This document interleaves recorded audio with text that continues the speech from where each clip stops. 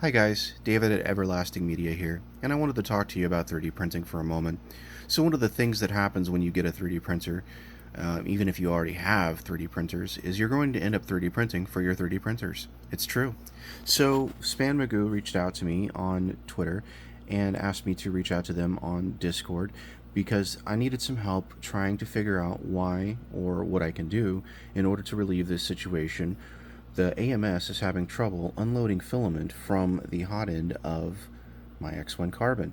So I wasn't sure exactly where the problem lay, but I knew it had to do with the hot end, and I knew it had to do with the PTFE tube going from the hot end to the buffer or from the buffer to the AMS.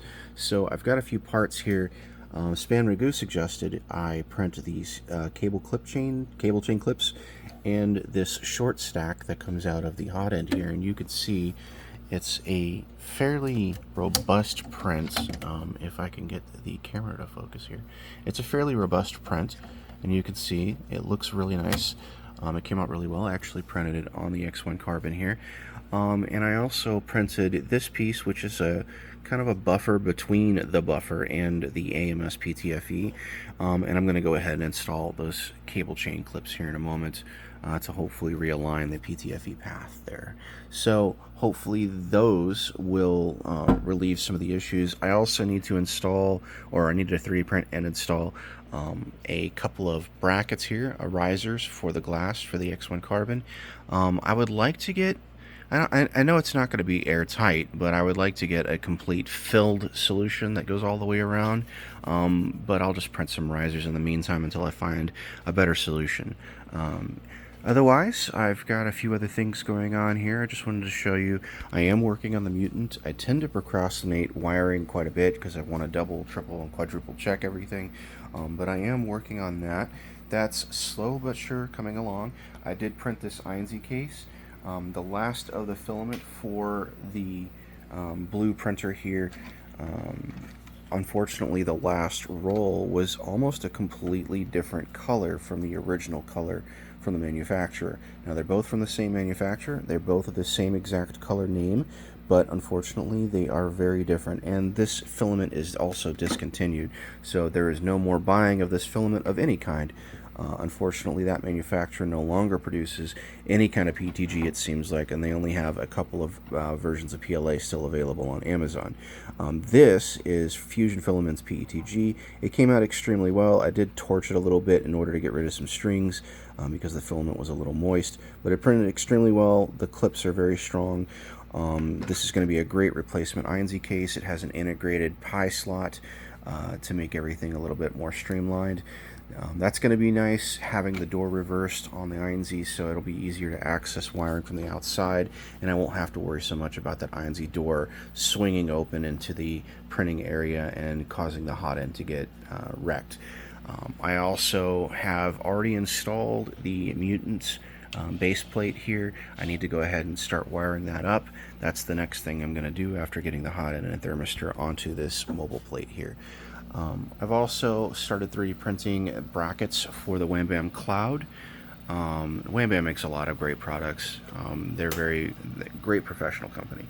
I went ahead and printed this bracket. It did need to be filed down just a little bit right here on this piece. You can see it's just a little ugly right here. With the transition from the bracket to the floating part.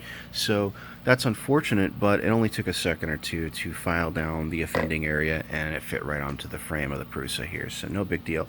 There's a chance I'm going to be tearing this printer completely apart soon, within the next couple of days probably, and I'm going to be stripping it down to the frame, and then I'm going to be taking the frame to my friends who I've been 3D printing the powder coating parts for the Columbia Coatings Omega gun parts.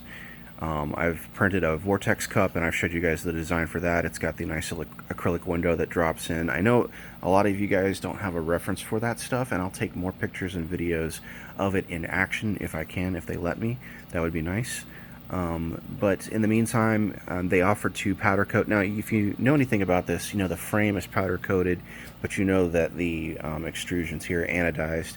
I'm going to end up getting the whole thing, the frame and the extrusions, And maybe even if I can take the case off of the power supply, I might even have that powder coated.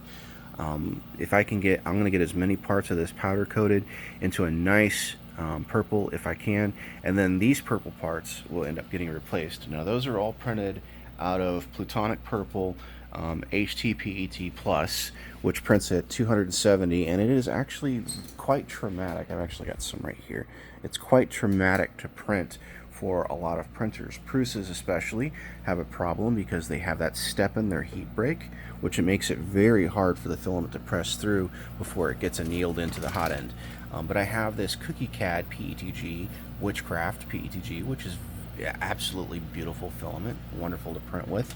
I printed a couple of charity pieces that got submitted to the Salute to American Heroes Gala this year, and one of them was printed out of that Witchcraft PETG, and it was an absolute sellout. Everybody loved that vase, lots of bids on it. It did go to one lucky customer. And those funds were used for helping veterans and their families, especially veterans that have suffered catastrophic injuries, and veterans who are in very, very nasty places overseas right now. So, or active duty rather. So, I just wanted to share that with you. That's what I've got going on. I have quite a few things, little buns in the oven right now.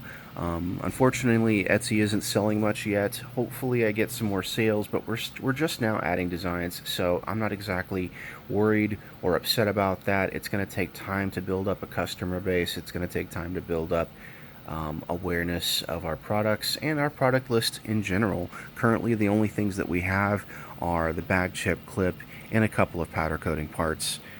So it'll be a while before people start recognizing our store and start trusting us. Now, when I say us, I don't just mean myself. My daughter also contributes quite a bit. She's about to turn 17. She may be going off to college soon, so it may end up being me instead of us in the next year or so. But it's important to note that these things happen, and that's how we grow, and that's how we learn and build as a business. So that's what I've got going on, guys. If there's anything I can do to improve my content, if there's anything I can do to make things better for you, or if there's anything that you have a question about, please let me know. I'm all ears. You can't hurt my feelings. You can only hurt my time. This has been David at Everlasting Media, and I hope you have a wonderful day.